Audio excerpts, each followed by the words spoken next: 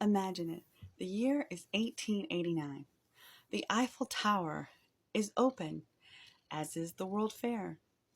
Also in France, the Michelin Tire Company opens. Friedrich Nietzsche is having a mental breakdown after watching a horse get flogged. And the Austrian crown prince is found dead with his mistress after a suicide pact. Nintendo is founded. Stateside, Kodak film, and dishwashers hit the market. Frederick Douglass is the minister to Haiti.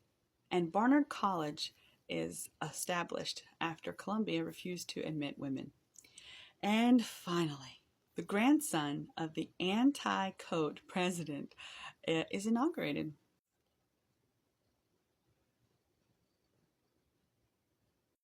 It may seem like it would be a tad awkward to become president after having lost the popular vote, but Benjamin Harrison is hardly the first or the last president to do so. But while he didn't win over the population, he did give the delegates a treat. While he was campaigning, he performed the U.S.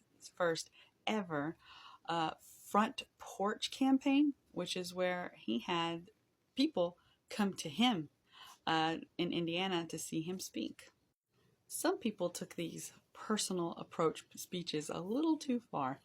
And one person was basically saying that he would never know, and I quote, how close men were compelled to approach the penitentiary to make him president. During his first cabinet meeting, both Latin America and Hawaii came up.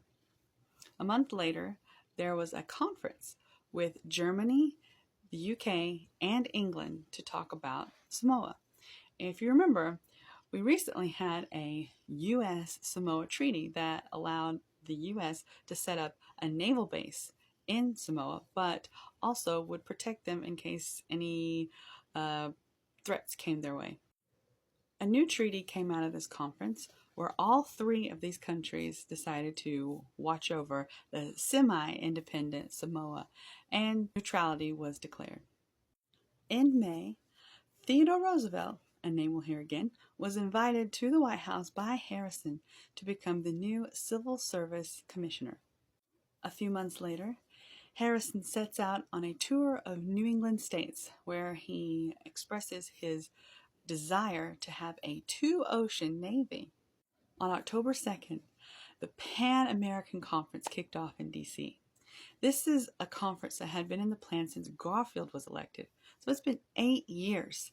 And despite all of that time, it was a bit of a cluster.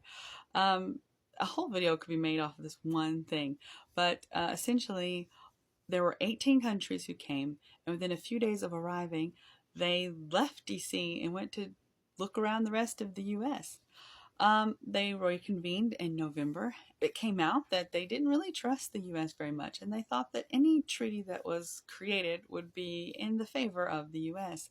And so by the end of it, less than half the delegates who attended signed anything. They would try again 2 years later in Mexico. Before Christmas of '89, Harrison sends his first Congress address, where he talks about civil service reform, civil rights, the Navy, pensions for veterans, and railroad workers. The following summer, the dependent pension bill passed, where Union veterans got a pension, as did their widows and children. On July 2nd, Sherman's antitrust act goes into place, and it was essentially to keep monopolies from forming. On July 3rd, Idaho becomes a state. On July 10th, Wyoming becomes a state. And then on the 14th, the Sherman Silver Purchase Act passes. And it's meant to keep the silver purchasing from going wild and having a negative impact on the economy, but at the end of the day, it didn't really affect anything that much. 2 weeks later, Harrison asked Congress to stop people from buying lottery tickets through the mail, and that becomes a law in September. In October, Congress passes a bill called the McKinley Tariff. by Senator William McKinley, a name we'll hear again.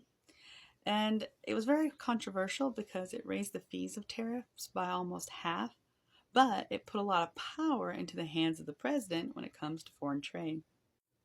At this point in time, we haven't been involved in an actual war in a while, right? And that period of peace almost came to an end because of a brutal event that happened in New Orleans. 11 Italian men were lynched, and this is following them being acquitted in a trial where 19 were accused of murdering a local sheriff. But it was said that they used bribery and threats during the trial, which is how the men were acquitted in the first place. But this is also where the word mafia kind of gets popularized in the US. Over the course of the summer and autumn of 91, there's tension between the US and Chile. Essentially, we were trying to help when there were rebels taking over the government. But eventually, the rebels prevailed, and that caused problems between the two countries.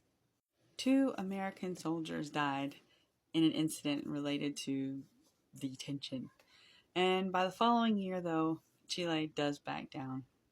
But another year, another problem with the railroads. There was a strike going on in Pennsylvania, and it got to be such a problem that the Pinkerton Detective Agency was sent out to investigate and stop it. But in the brawls associated, 7 Pinkerton and 9 workers were killed. In another part of the country, just a few days later, there is a strike at a silver mine. And at that point, 30 men are killed and federal troops are sent out. On October 25th, the First Lady succumbs to tuberculosis. After losing his wife and the election of 92, it was January of 93 before Harrison picked up his duties again. And the first thing he did was depose the Queen of Hawaii. Before leaving office, Harrison sends a treaty to the Senate in hopes of annexing Hawaii, but no action is ever taken from it. So tune in next time for the return of a former president.